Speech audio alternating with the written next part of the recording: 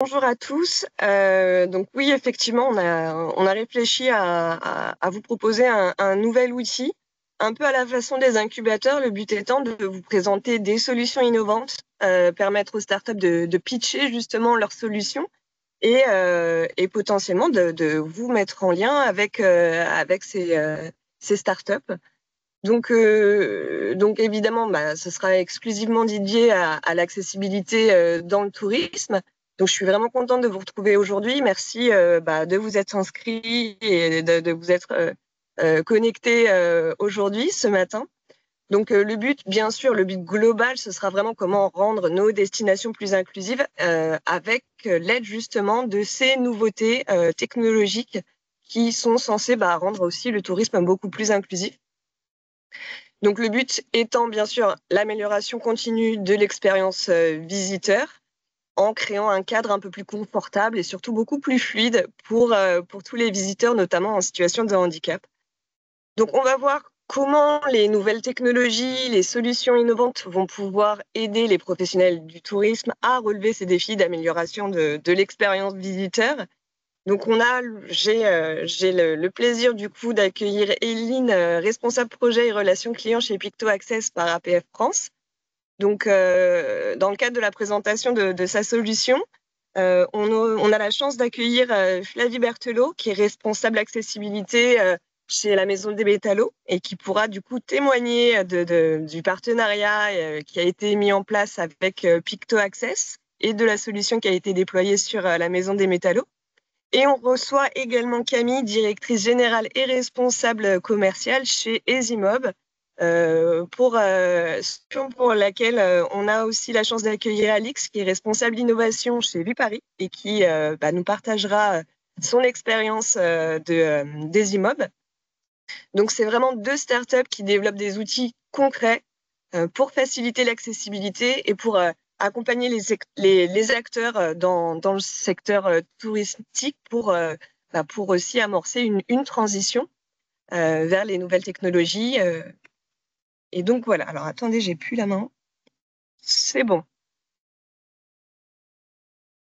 Donc avant d'entrer dans le vif du sujet, je vous propose d'explorer ensemble du coup les défis, les opportunités du tourisme inclusif à travers des éléments clés. On va du coup parcourir ensemble des données assez essentielles qui vont vous donner une vision très globale du contexte, des enjeux du tourisme accessible. Et ensuite, on donnera la parole à nos divers intervenants.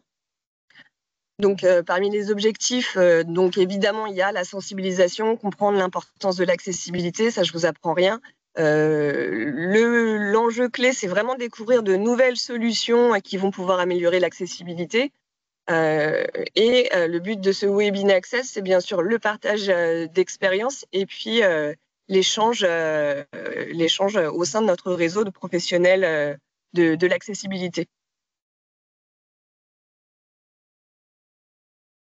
Donc voilà les objectifs. Donc avant d'aller les objectifs que je viens de vous énoncer. Donc le tourisme inclusif, c'est vraiment la mise en contexte que je vous propose. Donc vous allez rien apprendre de nouveau, mais pour ceux justement qui rattrapent un petit peu le wagon de l'accessibilité, c'est un bon résumé.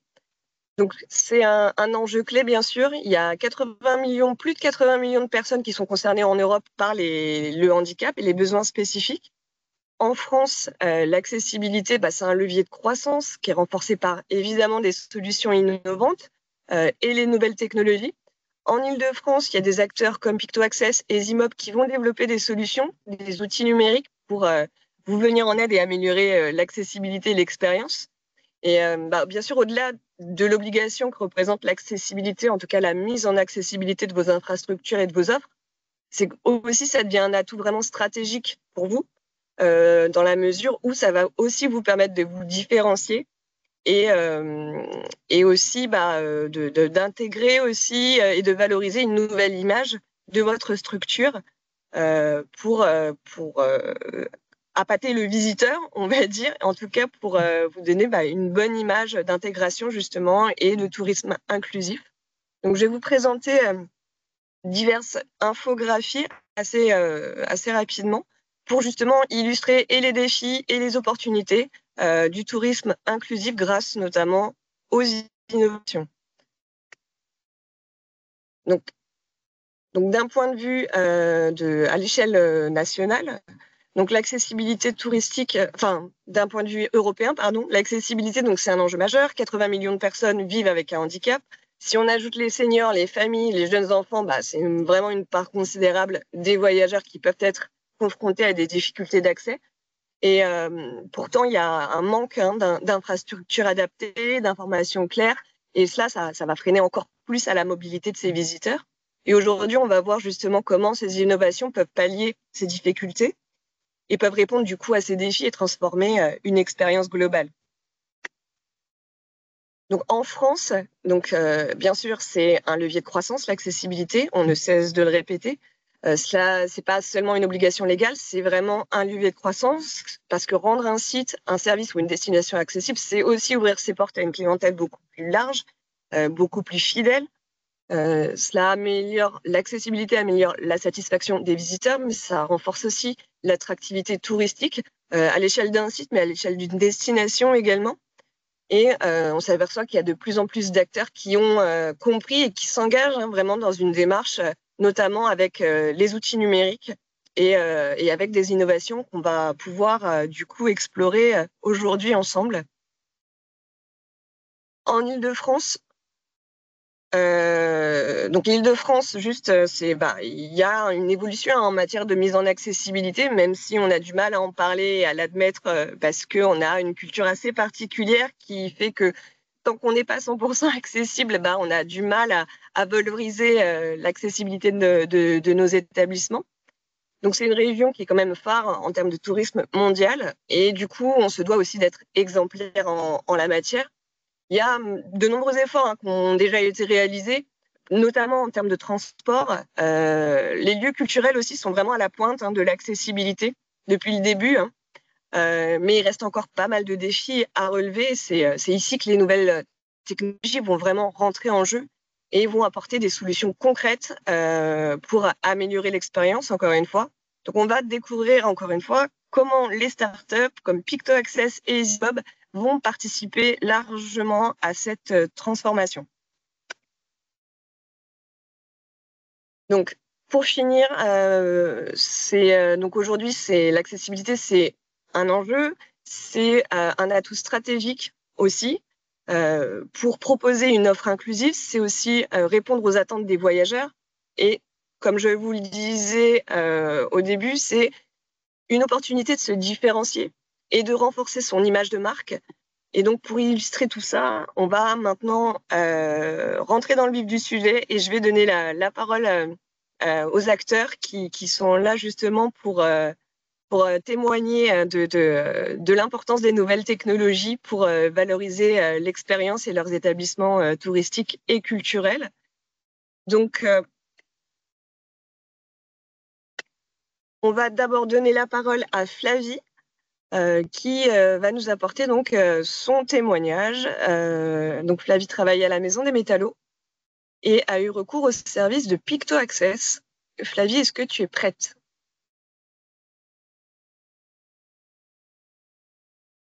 Il faut donner Anne-Christine, est-ce que Flavie, elle peut prendre la parole, son micro et Je crois que je viens d'autoriser l'ouverture du micro. OK. Ouais. Voilà. Flavie, tu devrais pouvoir normalement te unmute. Je vérifie parce que je ne la vois pas sur mon... Ah voilà. Hop. Désactiver, activer. Pour moi, il est activé. Pour moi, son micro est activé.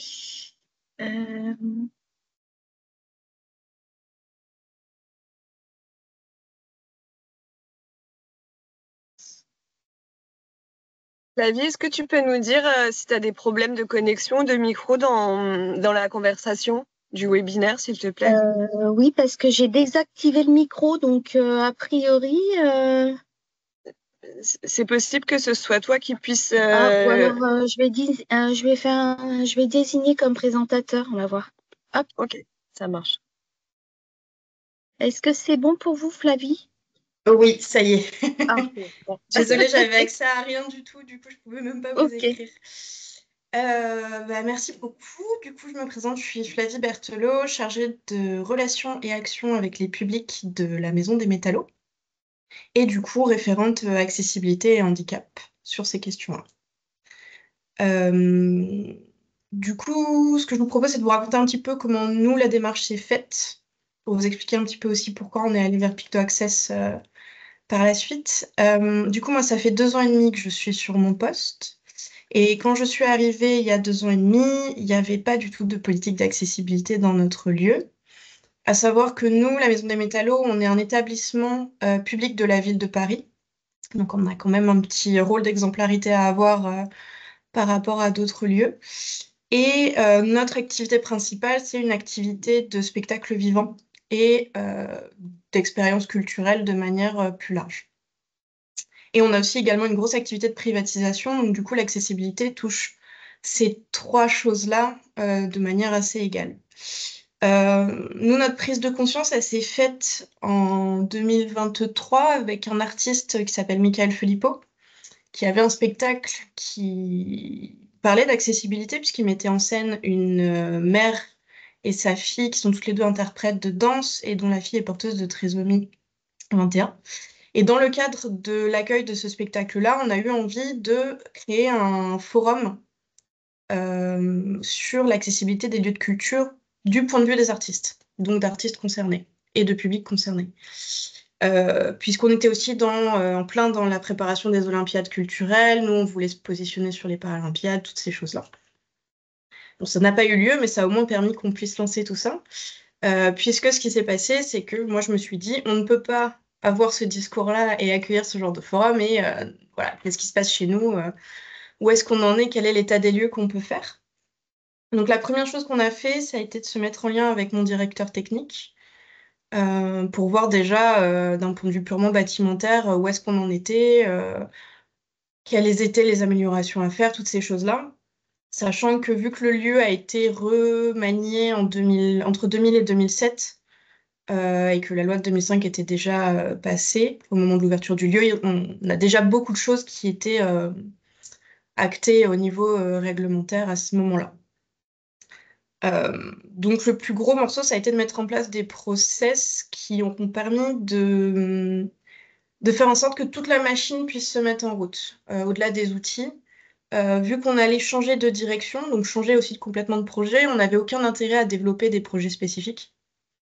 Donc du coup, on s'est concentré sur ce qui allait rester, donc c'est-à-dire le bâtimentaire, les projets de médiation type visite guidée et autres, et tout le matériel signalétique, mobilier, toutes ces choses-là. Sachant que nous, notre philosophie, c'est vraiment de faire de l'accessibilité universelle, parce que étant dans le cœur de Paris, on a quand même une diversité de publics assez grande sur les différentes typologies de handicap qu'on peut accueillir. Et on a aussi la particularité d'être dans le quartier du Babelville, qui est un quartier très contrasté, et où donc du coup on peut aussi accueillir d'autres types de publics qui sont pas forcément concernés par un handicap, mais qui rentrent dans la case de l'accessibilité et de l'inclusion. Je pense notamment au public primo-arrivant,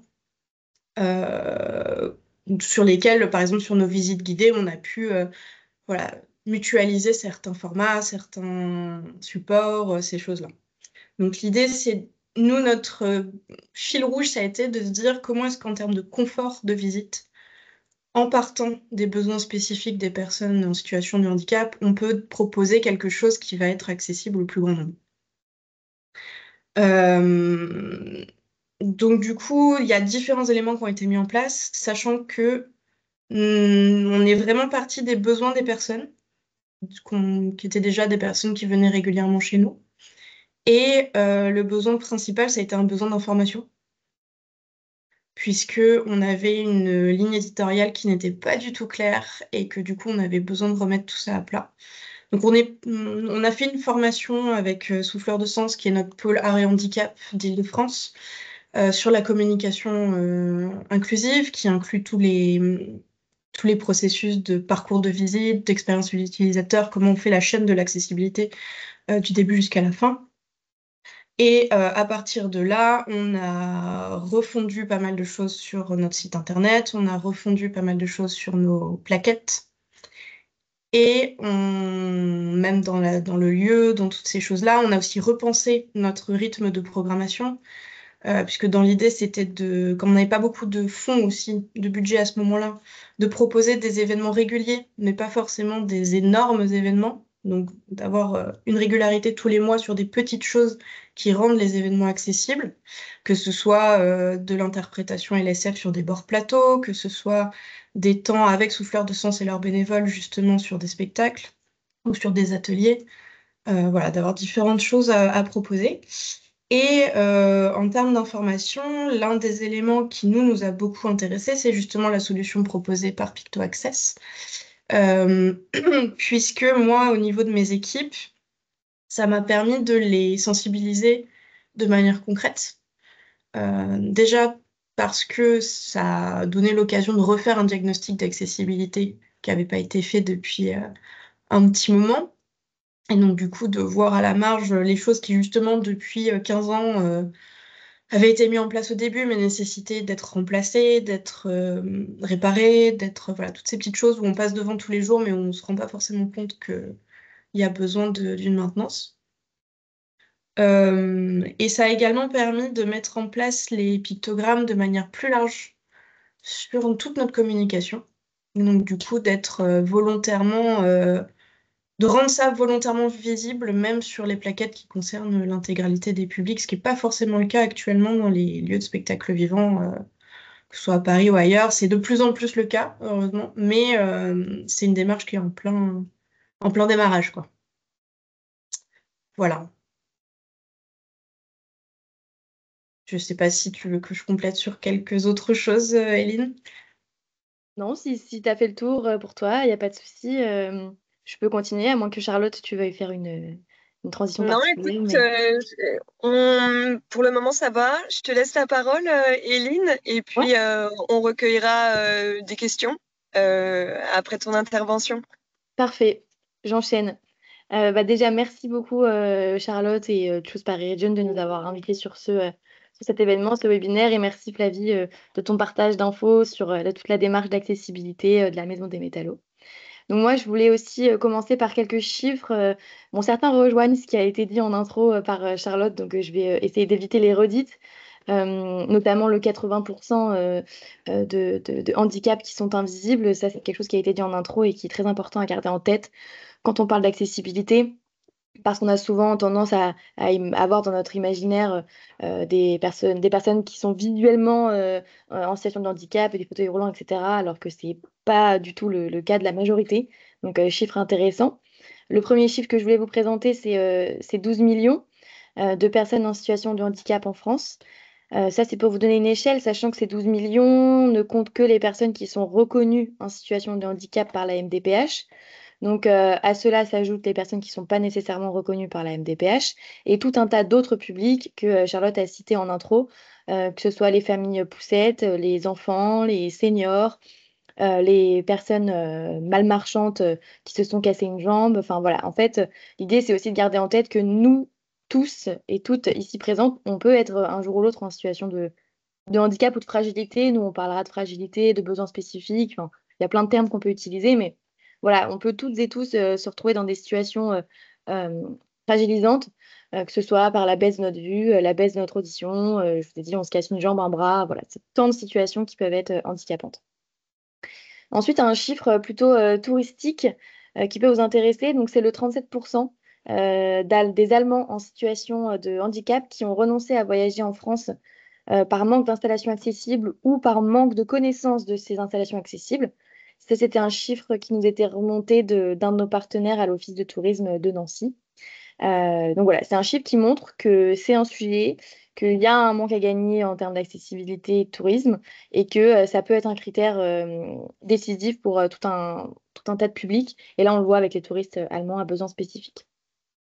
Et enfin, le dernier chiffre qui fait écho au premier, qui est donc 12 millions aussi, mais cette fois qui représente les vues des informations d'accessibilité via les frises pictogrammes de Picto Access en 2024. Donc, on va y venir, je vais vous montrer ce que c'est. Mais voilà, c'était nos consultations, on va dire, de frises de pictogrammes en ligne. Voilà. Donc, je vais prendre la main sur le partage. Je vais vous partager mon écran. Je vais prendre la suite de ce que disait Flavie et vous montrer concrètement à quoi ça ressemble PictoAccess dans le cadre de la Maison des Métallos. Alors, tac, je partage. Ça devrait arriver. Vous voyez mon écran ou pas? Ah oui? Ok, Oui, très bien. Parce que moi, je oui, vois c'est pas que bon. vous le voyez, mais bon, c'est pas grave. Si vous le Ah voyez, oui, c'est. oui, Euh, oui, on le voit. Parfait. Donc, en fait, là, je vais me mettre dans la peau d'une personne à besoin spécifique ou pas, d'un aidant, d'un accompagnant, peu importe, d'une personne en tout cas qui recherche des informations. Et admettons que je veux me rendre à la Maison des Métallos parce que bah, voilà, je veux aller voir l'exposition du moment ou le spectacle du moment. Donc, je vais tout simplement taper sur Google Maison des Métallos. Bon, là, vous voyez que je l'ai déjà fait tout à l'heure, mais donc, je tape Maison des Métallos et j'arrive naturellement sur une page Google classique avec les premiers liens, le programme. Bah, moi, j'ai déjà consulté le programme, donc j'en ai pas besoin. Tac, tac, tac. Et en fait, j'ai information pratique. Je me dis, bon, bah voilà, moi, je vais vouloir me renseigner sur bah, quelques infos pratiques, type comment s'y rendre, l'adresse, est-ce qu'il y a un contact, est-ce qu'il faut réserver. Voilà, tout ça, c'est des choses qu'on peut retrouver dans l'information pratique. Donc, je clique. J'arrive effectivement sur le site de la Maison des Métallos. Là, je vois qu'en plus, c'est très bien fait puisqu'on a la petite map Google qui me permet de voir où c'est situé. Il y a les métros, les bus, les vélos qui me permettent de m'y rendre, le parking. Et là, je vois accessibilité. Et donc là, on a une frise de pictogramme, une frise PictoAccess qui peut interpeller notre regard. Et je me dis, bah, tiens, c'est OK, je vois qu'il y a ce qui s'apparente à être des fragilités, il y a des niveaux de couleurs, mais pourquoi le fauteuil roulant, c'est jaune, c'est baie, qu'est-ce qui se passe? Là, ça tombe bien, il y a un bouton En savoir plus qui permet d'avoir plus d'infos au-delà de cette frise de pictogramme qui est trouvable en ligne. Et donc, si je clique sur En savoir plus, je vais arriver sur une page détaillée, une page PictoAccess pour le coup, accessible depuis le support de la structure qu'on cherche à visiter, hein. Une page PictoAccess où je vais retrouver la Maison des Métallos, quelques informations de base avec bah, des adresses, téléphone, voilà. La frise de pictogramme que j'ai vue sur le site internet en question par lequel je suis passée. Et donc là, effectivement, on peut voir, ah oui, donc quand on passe la souris dessus, il y a le texte en surbrillance qui s'affiche, qui nous précise ce à quoi correspond ben, le pictogramme en question. Donc ici, déficience auditive partielle, surdité totale, etc. On a le trouble psychique et cognitif, on a le handicap moteur avec l'utilisation d'un fauteuil roulant. On a la famille poussette, qu'on oublie souvent, mais qui est face à des problèmes de mobilité très souvent, notamment dans les transports, par exemple, mais pas que. Les seniors mal marchands, tout ce qui va être canne, béquille, déambulateur, peu importe. Difficulté à se déplacer en tout cas. Et aussi avec la station debout, du coup. Et les personnes avec une déficience visuelle partielle et les personnes non-voyantes avec une cécité totale. Donc là, voilà, c'est pour vous montrer le spectre, on va dire, des fragilités qui sont prises en compte euh, et des besoins spécifiques. Et donc, pour chaque fragilité, on va avoir un code couleur associé, un lettrage qui va décrire le niveau, on va dire, d'accessibilité du lieu. Mais on est d'accord que ce n'est pas suffisant comme information et c'est pour ça qu'on a cliqué sur En savoir plus.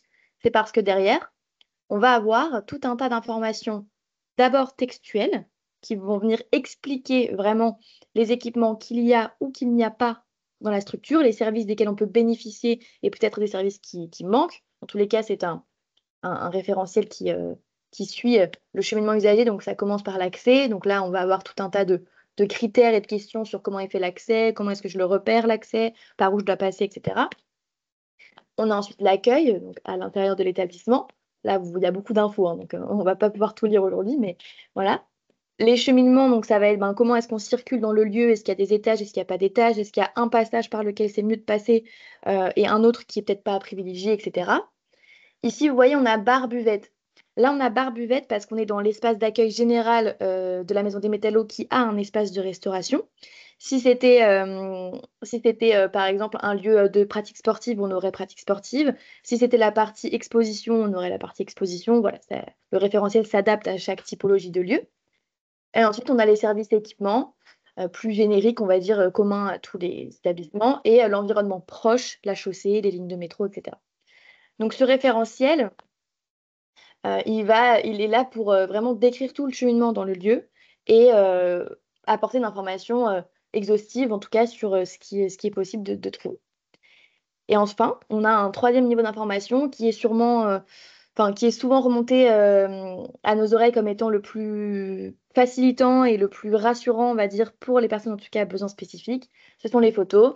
Les photos qui permettent de se projeter, de préparer sa visite, de se représenter le lieu tel qu'il est, et voilà, de peut-être prévoir sa visite en conséquence, ou en tout cas de savoir à quoi s'attendre avant de venir dans l'établissement. Donc voilà, un certain nombre de photos du lieu et des photos focus accessibilité avec l'accès, par exemple ici, l'accès PMR, la signalétique visuelle, les escaliers. Enfin voilà, on va essayer de mettre en évidence tant les éléments qui facilitent l'accessibilité que des éléments qui peuvent la limiter, voilà, pour que l'information soit la plus transparente, fiable possible. Euh, voilà. Et donc là, en l'occurrence, il y avait deux espaces pour la Maison des Métallos, l'espace principal et là, il y a effectivement l'espace culture où on va avoir le même type de référentiel, mais ici accès à la culture, donc sur la programmation, etc. Voilà. Donc ça, c'est la solution Picto-Access, en tout cas, sa partie visible. Donc l'objectif avec ça, c'est que une personne qui prépare ses déplacements puisse avoir les éléments dont elle a besoin pour se préparer au mieux. Je vais refaire un petit point historique, on va dire, sur Picto-Access après vous avoir montré à quoi ça ressemble. Donc, à la base, c'est une startup qui a été créée en 2015 à la suite d'un constat justement qui est celui du manque d'informations concernant l'accessibilité des lieux. Une information claire, à jour, fiable, voilà, accessible facilement et facilement compréhensible sur l'accessibilité de lieux du quotidien. Et donc, cette solution a été créée, celle que je viens de vous présenter, avec son référentiel, sa galerie de photos. Et donc aujourd'hui, on fait partie du pôle d'innovation, on va dire, d'APF France Handicap, effectivement. Donc la première association en France pour la défense des droits des personnes en situation de handicap. Et donc nous, suite à ce constat concernant le manque d'informations d'accessibilité, on s'est dit, nous, ces données d'accessibilité, on va aller les collecter sur le terrain et on va les valoriser sur les supports de communication déjà existants des clients. Donc collecter, ça veut dire quoi? Ça veut dire qu'il y a une première phase qui est un diagnostic d'accessibilité. Le diagnostic d'accessibilité, c'est on vient sur place et on collecte toutes ces infos. Et il peut être réalisé soit par nous, experts Picto-Access de l'accessibilité d'usage, soit par exemple, un duo de bénévoles salariés des délégations APF France Handicap, que l'on aura formé à nos outils dans tous les cas pour que voilà, le résultat soit le même. Mais dans tous les cas, c'est réalisé par des experts formés. Et ensuite, cette information, on va la mettre, comme je vous l'ai dit, sur des supports de communication qui sont déjà existants de nos clients. C'est-à-dire que nous, on n'est pas une plateforme tierce Picto-Access sur laquelle il faudrait aller chercher les infos, etc. Non, on met l'info là où les gens vont aller la chercher. Je veux aller à la Maison des Métallos, je vais aller sur le site de la Maison des Métallos et je vais pouvoir trouver facilement les informations dont j'ai besoin.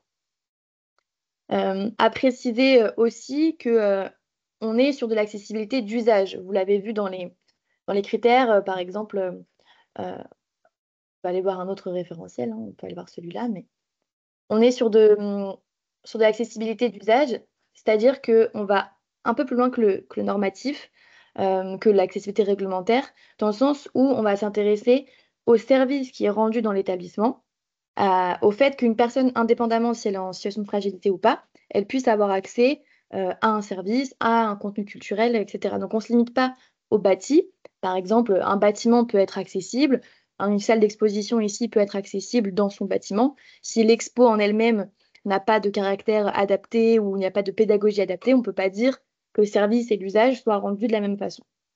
Donc, nous, c'est ça qu'on va regarder. Un autre exemple qui est très concret, par exemple, dans des sanitaires PMR qui sont aux normes, totalement aux normes, tout va bien. Si on met une petite poubelle de toilette devant, enfin, à côté du sanitaire, au niveau de l'espace de transfert entre un fauteuil et le toilette, l'espace de transfert, du coup, n'est plus disponible pour la personne pour se transférer. Donc, c'est des petits éléments d'usage qui font que parfois, la norme ne suffit pas et qu'il faut veiller à ce que derrière, l'usage soit au service de tout le monde. Voilà, c'était le petit point accessibilité d'usage. Ce que je voulais aussi préciser, et j'en aurai bientôt terminé après ça, c'est que Picto-Access, c'est une brique parmi d'autres. C'est une solution pour répondre à un besoin. mais voilà, c'est une brique qui doit être en complément avec d'autres briques, comme le transport, comme la voirie, comme plein de choses. Et que voilà, il y a d'autres choses autour qui doivent se co-construire, on va dire, avec Picto Access. Mais voilà, en tout cas, on essaye de nous apporter notre pierre à l'édifice avec cette solution et de répondre à un besoin qui est celui-là. Et pour terminer sur les bénéfices, on va dire, de cette solution et qu'est-ce que ça apporte. D'un côté, ça apporte aux personnes à besoins spécifiques une solution d'information et de pouvoir être en mesure d'être autonome dans les déplacements, ou en tout cas dans le choix du déplacement et de la manière dont on veut le faire. Donc ça, c'est pour les personnes à besoins spécifiques. Et pour les gestionnaires d'établissement, c'est un moyen de prendre en main le sujet de l'accessibilité, de devenir des pilotes de leur accessibilité, d'être sensibilisés aussi, ne serait-ce que par la phase de diagnostic, qui est elle-même une phase de sensibilisation, puisque un peu comme aujourd'hui, là, on échange, etc. Et donc, ça leur permet de piloter leur accessibilité dans le temps, puisqu'après, cette solution, elle est vivante et elle n'est absolument pas figée comme tout dans l'accessibilité. Donc voilà, j'en ai terminé avec cette présentation. Merci beaucoup. Merci Eileen. Oui, j'ajouterais que effectivement, c'est un point important que tu soulèves, c'est que ça devient un outil de gestion de l'information accessibilité pour les établissements. C'est ça. Donc, c'est-à-dire que les établissements, notamment Flavie, tu as la main pour modifier aussi certains critères. Je pense à des équipements qui peuvent tomber en panne, ça arrive. Et donc, il y a cette possibilité aussi en temps réel d'afficher un niveau d'accessibilité. Tout à fait. C'est bien ça. C'est tout à fait ça, et sachant que en fait, pour ce faire, là, je ne voulais pas montrer, on ne peut pas tout montrer en 10 minutes, mais on met à disposition de nos clients et des partenaires avec qui on travaille un tableau de bord. Et c'est ce tableau de bord qui permet, comme tu l'as dit, Charlotte, de faire des modifications, de récupérer aussi un certain nombre de contenus pour la communication, qui permet même de faire un état des lieux, voilà, de se dire, par exemple, dans le cas d'une destination, de dire on a fait tant de diagnostics, on peut comparer, voir un petit peu où est-ce que l'on pêche, où est-ce qu'il y a des améliorations à faire. Donc voilà, le tableau de bord permet effectivement d'être autonome par la suite, même si on reste toujours là, mais d'être en tout cas autonome dans la gestion des infos et de la mise à jour. Ce qui permet du coup d'accentuer le fait que c'est une information qui est fiable, quoi, vu qu'elle est régulièrement et qu'elle peut être régulièrement mise à jour. Donc, ouais. C'est vraiment l'objectif, c'est que ce soit toujours à jour, que peu importe quand on consulte sur Internet, ce soit à jour. Et effectivement, ça offre une facilité. Si un équipement qui est en panne ou indisponible pendant un temps, on peut en quelques clics le signifier sur le diagnostic. Et donc, la personne qui ira voir pendant ce laps de temps aura l'information à jour. Et même si dans l'avenir, il y a des travaux qui sont faits ou juste des formations qui sont faites, en fait, comme l'accessibilité, c'est jamais figé, ça change tout le temps. Le but, c'est que derrière, l'outil, il suive aussi et que ce soit pas un diagnostic qu'on fait une fois et qui après est ancré dans le marbre et qu'on peut pas modifier, quoi. J'en profite, là, il y a le petit bouton contribuer qui s'anime. Ouais. Ça veut dire quoi? Ça veut dire que les internautes peuvent venir contribuer à l'info. Et après, comment elle s'affiche, ce supplément d'information? Est-ce qu'il faut que ce soit validé du coup par l'établissement? Alors, je vous montre. Effectivement, Ouais. si je clique sur contribuer, en fait, ça permet au public de donner son avis. C'est à un visiteur qui est venu, par exemple, à la Maison des Métallos, il peut donner son avis et dire, moi, par exemple, j'ai été une famille poussette. Voilà, je suis venue avec ma poussette, mon enfant en bas âge, etc. Comment j'ai jugé l'accessibilité du lieu? Moi, j'ai trouvé, donc nous, on avait mis, par exemple, pour la poussette, on avait mis vert, nous. Ouais. Le résultat, c'était vert. Et bien là, on va pouvoir voir si une famille avec poussette juge effectivement que c'est vert, et donc va pouvoir donner son avis, ou si par exemple, on va peut-être se rendre compte que, je ne sais pas, sur 15 votes, on a 50-50 jaune et vert, on va peut-être se dire, ah, peut-être qu'il y a quelque chose que nous, on n'a pas vu, qu'on a loupé, ou alors qui a changé, c'est possible aussi. Mais ça permet de sonder, on va dire, l'avis des usagers du lieu. Je suis pas sûre, je vais retourner sur la page. Donc ça, ce qui est pas mal, c'est que du coup, vis-à-vis des professionnels qui ont souvent besoin de retour d'expérience de la part sur le terrain, de la part des visiteurs, c'est que ça permet aussi de rajouter un indicateur de satisfaction, quoi, d'une certaine façon. Là, en l'occurrence, il n'y en a pas pour la Maison des Métallos, sachant que c'est une fonctionnalité justement que si elle n'est pas mise en avant par le gestionnaire de RP, elle va pas forcément être connue instinctivement du grand public. Donc, on peut Ok. tout à fait communiquer et dire, vous avez un bouton qui vous permet de contribuer, allez-y, etc. Là, en l'occurrence, il n'y en a pas eu pour la Maison des Métallos, ça a été le cas pour Ouais. d'autres de nos clients, mais ça s'afficherait ici. En fait, ce serait tout simplement comme une autre petite frise, enfin pas la même frise, mais il y aurait la fragilité concernée et un pourcentage de personnes qui ont mis vert, par exemple 50% vert, 50% Mhm. jaune. Et là, on pourrait se dire, ou alors même 20% rouge. Et est-ce qu'il y a aussi là, il n'y a pas de rouge, mais il y a aussi une couleur rouge. Donc voilà, ça peut donner un indicateur sur la justesse d'évaluation du Ouais. diagnostic à ce moment-là et peut-être de se dire, ah mince, là, on voit qu'il y a quand même des retours qui sont différents de ce qu'on a mis et peut-être convoquer un autre temps d'échange avec nous, par exemple, pour voir où est-ce qu'il y a eu un problème et peut-être qu'il faudrait changer la couleur du picto. Enfin, voilà. Ouais, ouais, absolument. Donc, c'est aussi un outil de gestion d'amélioration continue, quoi, Continue, ouais. de l'accessibilité. Ok. Voilà. Est-ce que vous avez des questions pour Éline ou bien pour Flavie? Je te rends la main, Charlotte, En sur principe, vous avez la main. Je vais vérifier. Yes. Écoutez, on peut toujours voilà, recevoir vos questions à la suite ou à la fin du webinaire. Hein, si les questions ne viennent pas tout de suite, c'est pas un problème. pas de souci. Et même après, hein. Ouais.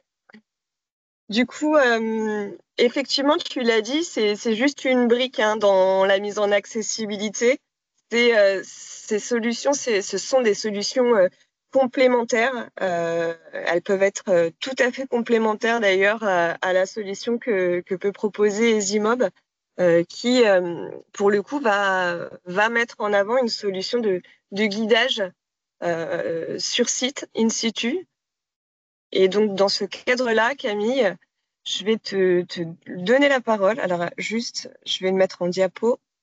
Je vais te donner la parole. Donc, Camille, qui est directrice générale et responsable commerciale chez Zimob. Merci beaucoup d'avoir accepté notre invitation. Merci à vous. Et du coup, je vais passer tes slides. Donc, n'hésite pas à me dire. Hein, Pas de souci.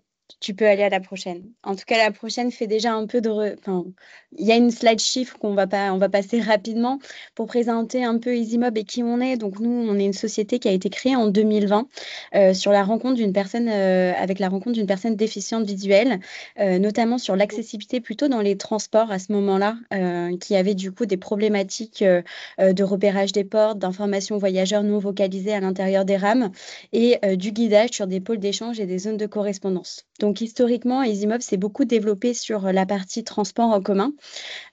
Pour cela, on a été récompensé par différents organismes. Donc, on est une jeune entreprise innovante labellisée par le ministère de la Recherche parce que toutes les solutions qu'on met à disposition de nos clients, c'est plus de 3 ans de recherche et développement avec une forte R&D en interne. On a même un docteur en intelligence artificielle qui a pu développer tous les systèmes aujourd'hui qu'on met en place sur les territoires.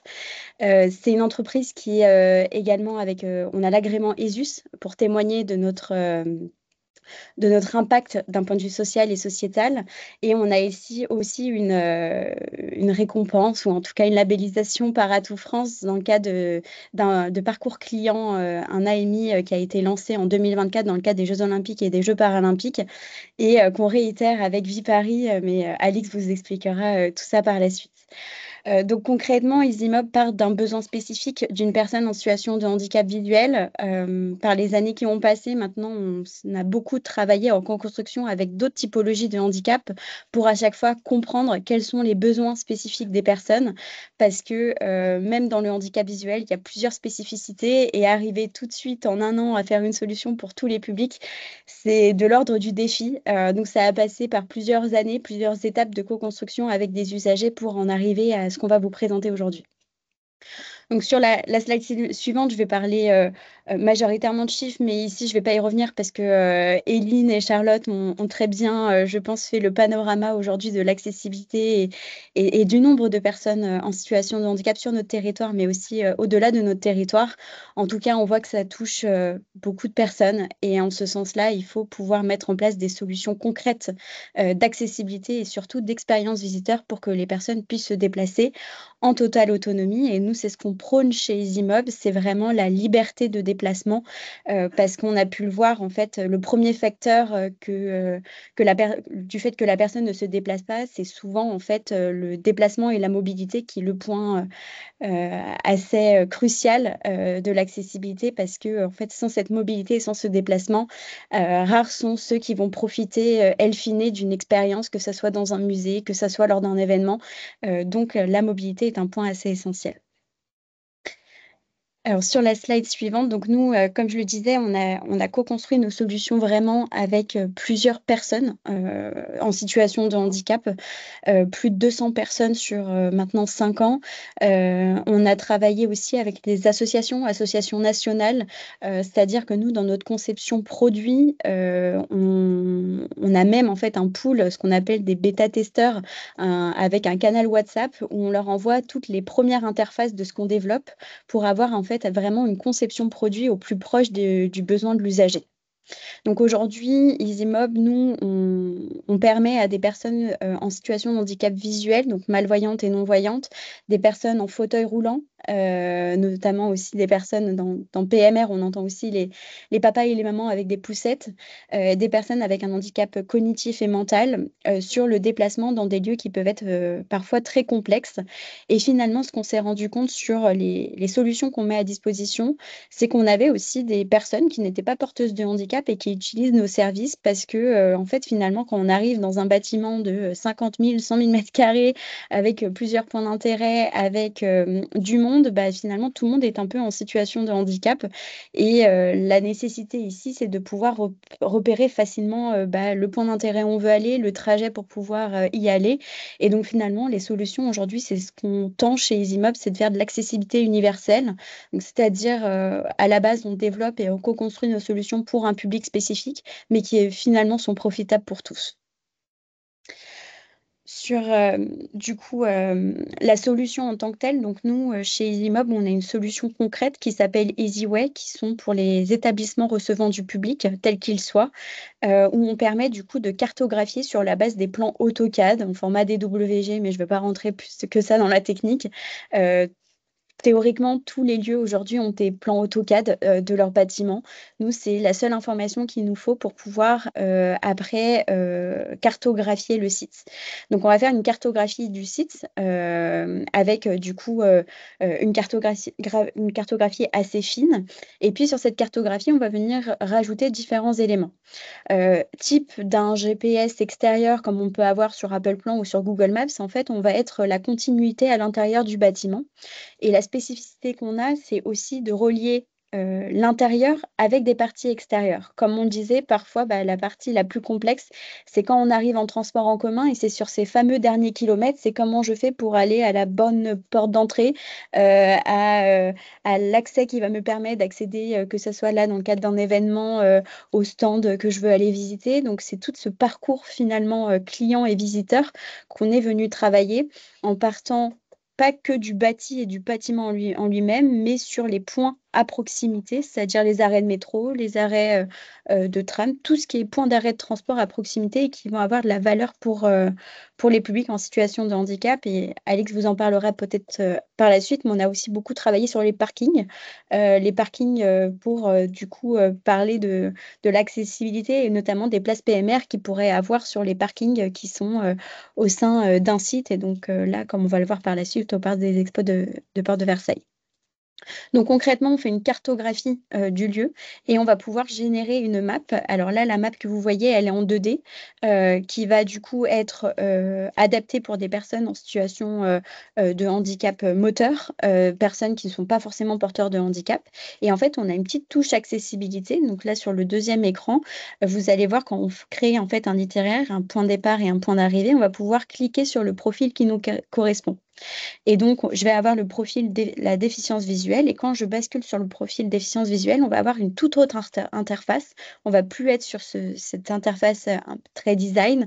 On va être sur l'interface qui va être très accessible pour des personnes aveugles et malvoyantes, qui vont du coup avoir un cheminement qui va être soit en format horaire selon leur format de réglage qu'ils vont avoir dans la solution, soit en format plutôt gauche-droite. Donc ça, c'est quelque chose qu'on a beaucoup travaillé avec eux et aussi avec des instructeurs de locomotion pour avoir le bon déroulé. Et ce qu'on a pu voir, c'est qu'il n'y avait pas forcément de choix à faire pour eux, mais c'est plutôt à eux de choisir dans la solution, parce qu'il y en a autant qui se déplacent avec des formats horaires que d'autres avec des formats de droite-gauche. Et donc, ils vont être guidés avec une interface très spécifique sur leur cheminement d'un point à un point B, avec des retours sonores, des retours en vibration pour valider une fois qu'ils sont arrivés à un point d'intérêt et pour valider les étapes gauche-droite, continuer sur 150 mètres, à la prochaine intersection, tourner à droite. Donc ça va être tous des éléments qu'on va prendre en compte. C'est une solution qu'on veut aussi personnalisable, dans le sens où aujourd'hui, nos clients nous demandent pas mal de personnalisation. Concrètement, la solution qu'on propose, c'est un lien URL qu'on peut venir soit intégrer dans des applications déjà existantes, soit un lien URL où on va pouvoir intégrer dans la partie info pratique qu'on a vu juste précédemment avec Eline, où il y a Picto Access. Et typiquement, il va pouvoir avoir en fait un autre onglet sur l'accessibilité qui est préparer mon déplacement. Donc, les personnes vont pouvoir créer un itinéraire de chez elles et du coup prévisualiser les lieux et se préparer mentalement à un déplacement sur site, ou directement, une fois qu'elles sont sur place, de trouver directement la solution de guidage et d'accessibilité une fois qu'elles sont sur site. La demande de nos clients, ça a été cette personnalisation. Donc aujourd'hui, on dirait que chez EasyMob, il n'y a pas une carte qui se ressemble, parce qu'à chaque fois, on adapte la charte graphique du lieu, les modifications du lien URL pour coller aussi au nom finalement de l'établissement et la mise en avant de points d'intérêt. Donc certains établissements, effectivement, veulent ajouter des photos, des descriptions même en format FALC, donc facile à lire et à comprendre pour des personnes en situation de handicap cognitif.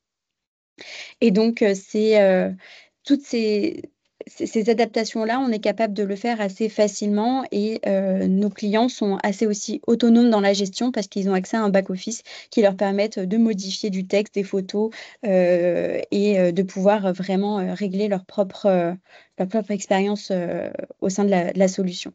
Et tout l'aspect dernier kilomètre qui est effectivement très important pour tout ce qui est déplacement entre les points d'arrêt de transport et l'intérieur du bâtiment.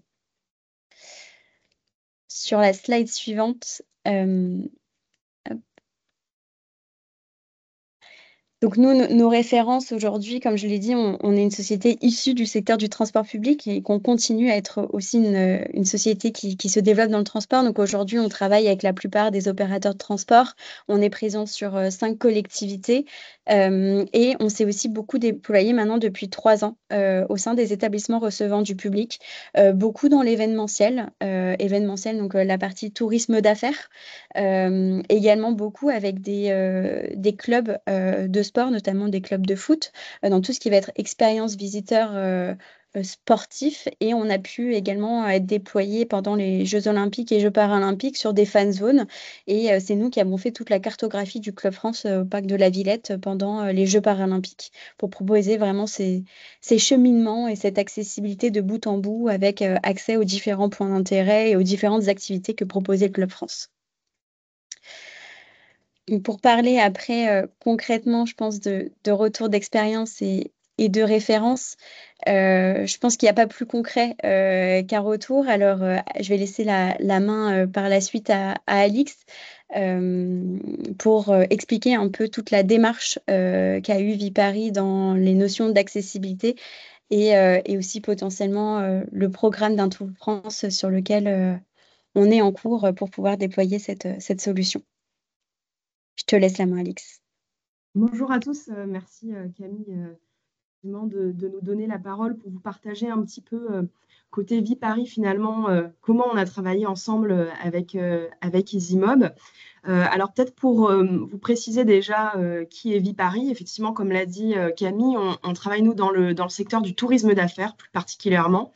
Et donc, Viparis, alors vous ne connaissez peut-être pas directement, mais vous connaissez forcément nos sites, puisqu'on opère 12 sites donc sur la région parisienne et Île-de-France, qui sont des gros sites événementiels comme Paris Expo Porte de Versailles, où il y avait le Salon de l'Agriculture d'ailleurs la semaine dernière, le Palais des Congrès à Porte-Maillot, Villepinte, Le Bourget, les salles du Carrousel du Louvre. Voilà, tous ces sites sont des sites opérés par Viparis.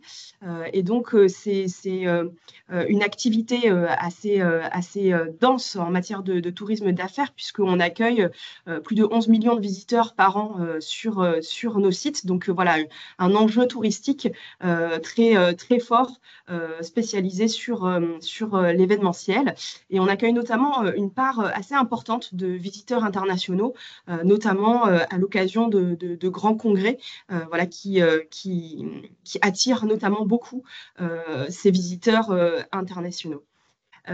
Alors, chez Viparis, on connaissait déjà EasyMob depuis un petit bout de temps maintenant, puisque on est partenaire d'un incubateur de start-up qui est dédié sur la filière événementielle et qui a eu l'occasion d'accompagner EasyMob justement pour déployer et adapter sa solution sur ce secteur assez spécifique. Donc voilà, on avait envie de pouvoir aussi mettre en pratique cette solution sur nos sites. On a globalement deux grands enjeux, on va dire, sur nos sites événementiels. Le premier, c'est l'inclusion, et évidemment, c'est un sujet qui est encore assez peu traité dans le secteur du tourisme d'affaires et de l'événementiel. On s'est beaucoup concentré forcément en termes de RSE sur des enjeux plus carbone, on va dire, parce qu'il y a des enjeux très forts à ce niveau-là. On est sur une filière très impactante et donc ça a beaucoup occupé les acteurs de l'événementiel ces dernières années. Mais c'est vrai que sur les sujets d'inclusion, eh bien, on n'y est pas encore et il y a beaucoup de choses à développer. Donc voilà, ça nous tenait à cœur d'aller dans cette voie-là avec EasyMob et de travailler ce sujet-là. Et puis, le second grand enjeu qu'on a, c'est que donc on s'adresse à un nombre de visiteurs assez conséquent qui passent sur nos sites tout au long de l'année.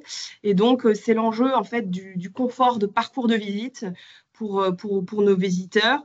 Voilà, il faut qu'on encourage à venir sur nos sites le plus facilement possible et puis à circuler facilement sur nos sites. On est sur des sites parfois qui sont très grands.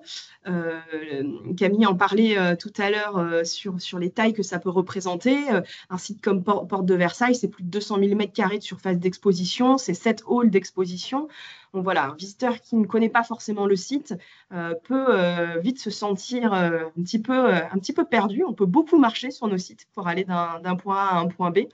Et donc, la question quand même des parcours, elle est essentielle pour finalement optimiser sa visite, avoir la meilleure expérience possible et avoir les meilleurs parcours de visite possibles. Donc, effectivement, comme l'évoquait Camille tout à l'heure, pour tester finalement cette solution sur nos sites, on a présenté une candidature auprès d'un AMI d'Atout France, d'expérimentation touristique, et qui nous a donné l'occasion en fait de lancer une expérimentation sur le site de Porte de Versailles. Alors, pourquoi Porte de Versailles? On a choisi ce site-là pour plusieurs raisons. Déjà, c'est un site d'envergure, hein, c'est le premier site européen en termes d'accueil d'événements, en termes de nombre d'événements. C'est plus de 200 événements par an sur Porte de Versailles. C'est 7,5 millions de visiteurs chaque année. Donc voilà, on s'est dit quoi de mieux pour commencer que voilà, de directement mettre la barre haute en termes de complexité comme ça. Tous les problèmes qu'on rencontrera, entre guillemets, on les aura gérés dès le départ. Et puis surtout, on est sur un site qui a une complexité, vous le voyez un petit peu là à travers la map qui vous est partagée. On est 7 halls d'exposition, voilà, donc on est sur un site assez grand, assez complexe pour naviguer d'un endroit à un autre. Et puis, on est sur un site qui accueille tout type de public, puisqu'on est sur tout type d'événements en termes de de diversité d'événements. Vous allez avoir du salon, grand public, professionnel, du congrès, des expositions. Donc voilà, on a vraiment, on accueille aussi des événements d'entreprise. Donc on a tout type d'événements sur le site. Donc voilà, cette expérimentation soutenue du coup par Atout France est actuellement en cours.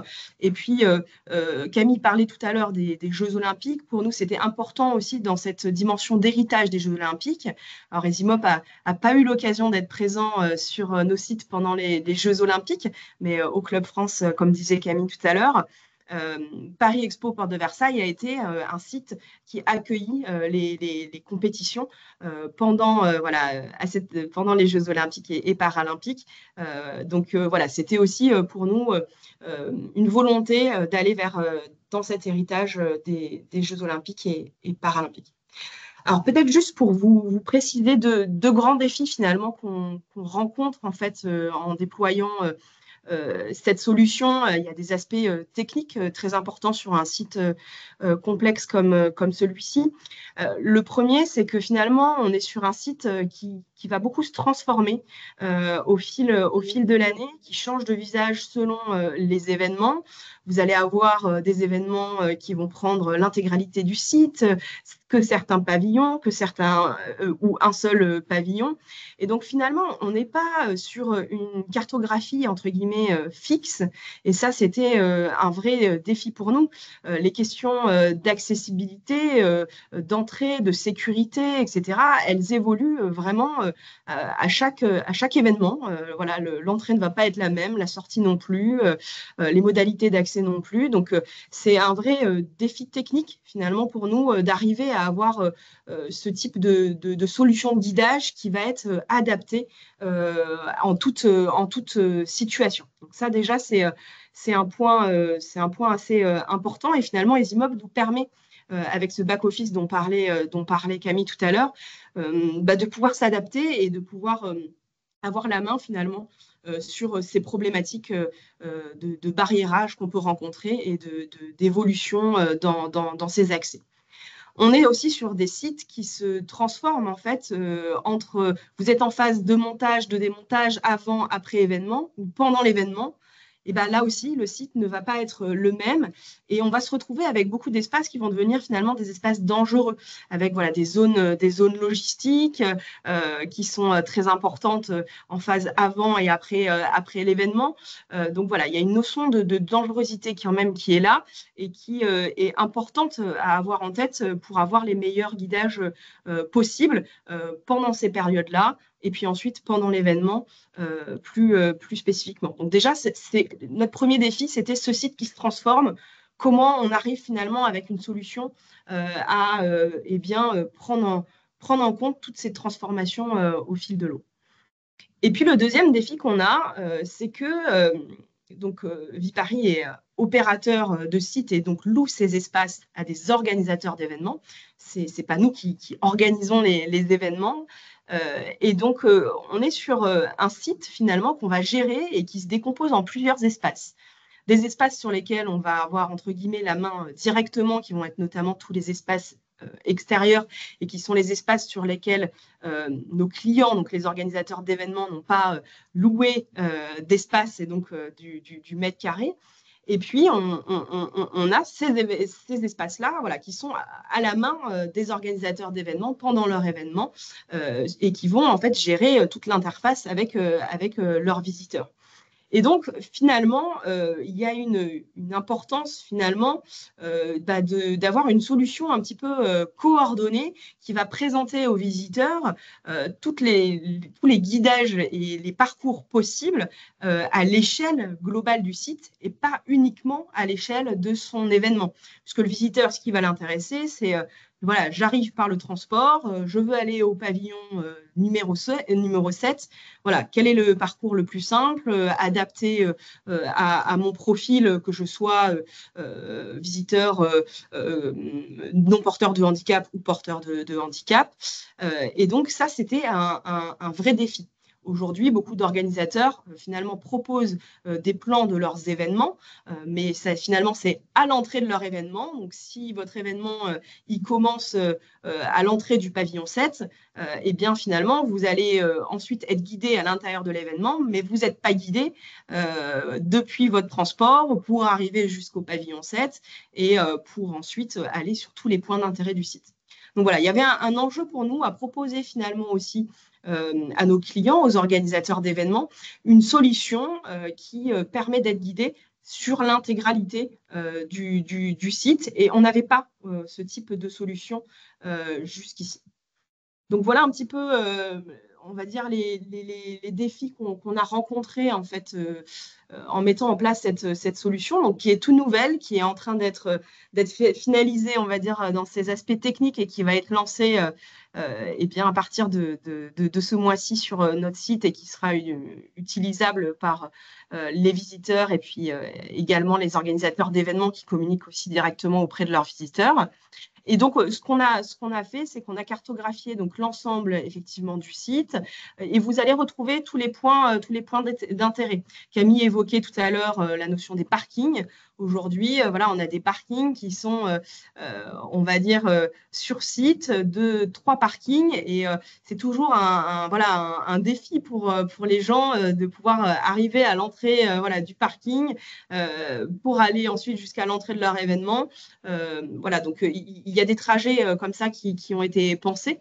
On a aussi un certain nombre d'hôtels qui sont présents sur nos sites. On a des points de restauration. Donc, voilà, on a vraiment différents types d'intérêts qui ont été cartographiés et qui permettent vraiment d'avoir une vision complète du site.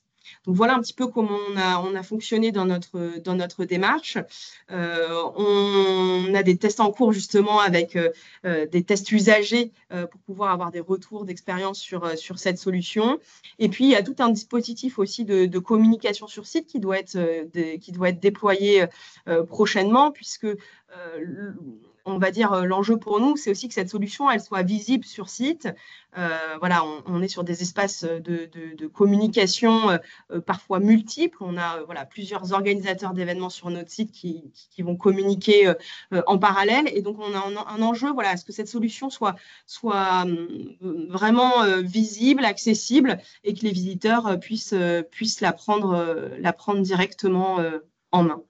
Donc, voilà un petit peu comment on a travaillé. Je ne sais pas si, Camille, tu voulais ajouter certains points.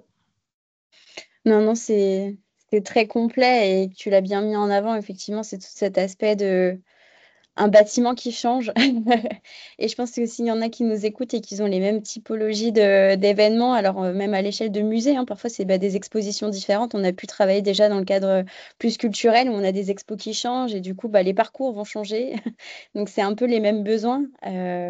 Donc effectivement, la notion de digital pour nous a été importante dans ce volet-là parce que toutes les solutions qu'on construit, c'est tout d'un point de vue digital pour justement être beaucoup plus adaptable à ces changements qu'il faut faire par rapport à la vie du bâtiment et à ce qu'il accueille en fait en termes d'exposition ou d'événements à l'intérieur. Donc le digital nous permet ça, à la différence que potentiellement des infrastructures un peu plus physiques seraient beaucoup plus compliquées, mais comme le disait également Eline, c'est une brique parmi d'autres briques de l'accessibilité et typiquement sur l'infrastructure physique, s'il y a des lignes de guidage à l'intérieur du site, eh ben, on va faire passer les personnes aveugles et malvoyantes par ces lignes de guidage.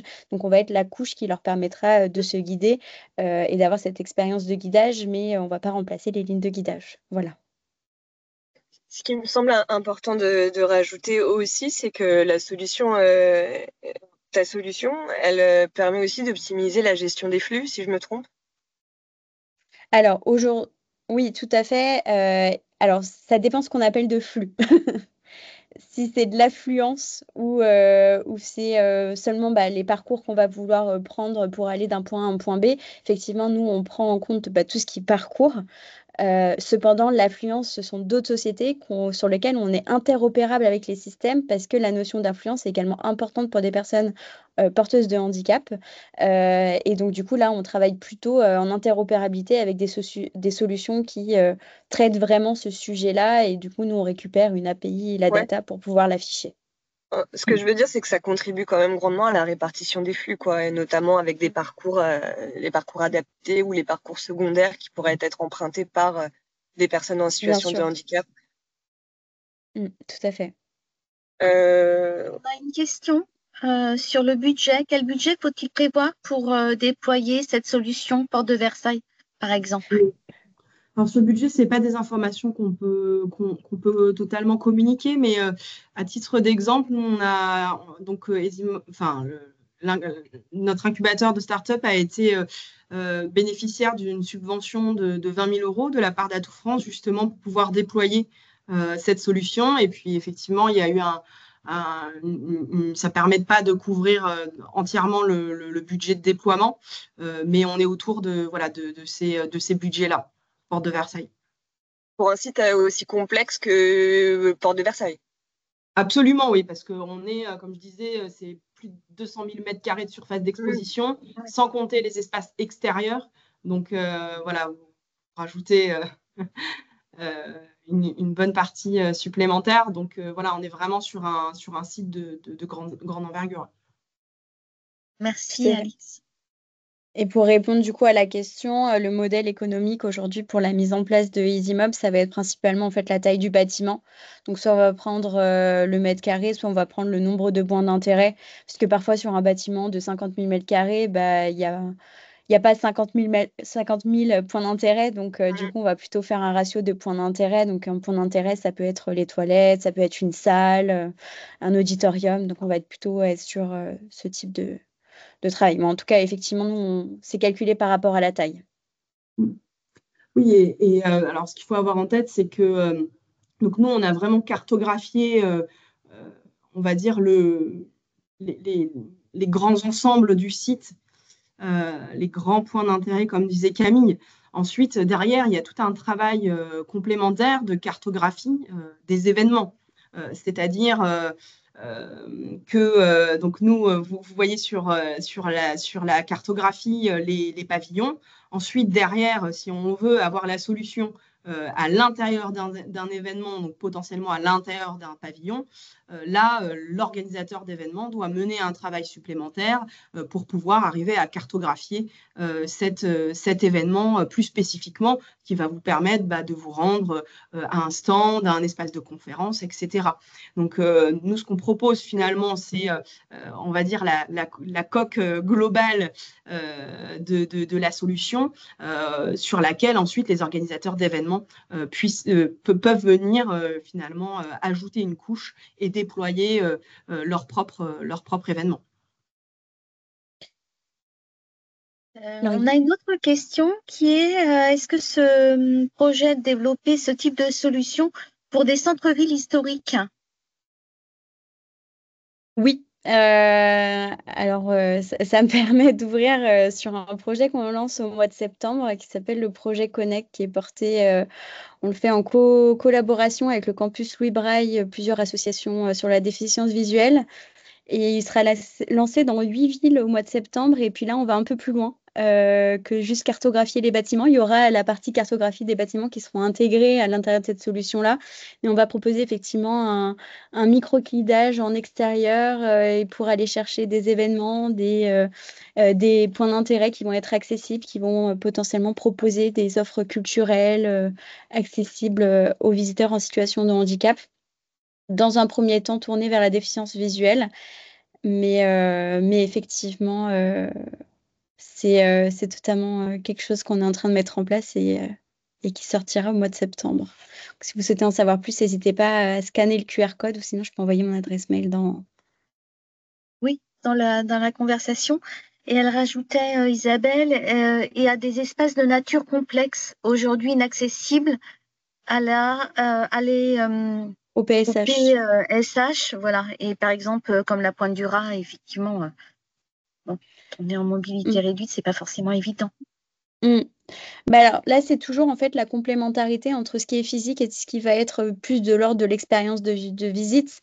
Effectivement, si en fait le sentier en lui-même n'est pas accessible pour des personnes potentiellement en fauteuil roulant, on peut mettre une notice de ce trajet n'est pas accessible pour les personnes en fauteuil roulant. Potentiellement, mais pour les personnes qui vont être potentiellement aveugles et malvoyantes, ça va pas poser problème parce que l'accessibilité physique ne va pas, il n'y a pas les mêmes besoins. Donc en fait, on va toujours travailler un peu de concert par rapport aussi d'un point de vue physique, qu'est-ce qui est mis en place. Et nous, on va être la couche, on va dire, de l'expérience digitale des visiteurs qu'on va pouvoir rajouter sur des sentiers. Et là, effectivement, on a un projet aussi avec le parc régional de montagne de Reims sur des sujets de sentiers pédestres en extérieur pour les PSH. Donc, et de relier ce sentier-là avec les points d'arrêt, notamment des gares ferroviaires de SNCF Voyageurs, sur comment on fait le cheminement entre les points d'arrêt et ces sentiers-là, ce qui permet vraiment de faire on va dire, une offre globale de bout en bout. Donc c'est toujours à avoir avec l'infrastructure et le physique. Si je peux me permettre, on avait fait il y a peut-être 1 ou 2 ans de ça. C'était un webinaire qui est toujours en replay sur les solutions adaptées pour tout ce qui est tourisme de nature. Donc Camille, voilà, c'est une info complémentaire à ce que peut apporter EasyMob aussi en matière de mise en tourisme inclusif en milieu naturel. Et du coup, vous pourrez avoir aussi d'autres informations parce qu'il me semble qu'il y avait d'autres startups qui venaient pitcher avec des solutions. Voilà. Est-ce qu'il y a d'autres questions, notamment concernant Picto Access? En tout cas, je voulais souligner aussi le fait que vos 2 solutions, elles s'inscrivent vraiment dans une dynamique d'accessibilité universelle. Eline, il y a cette volonté, tu sais, d'aller au-delà de la norme et des 4 types de handicap en proposant divers profils et notamment des familles avec des enfants en bas âge ou des poussettes.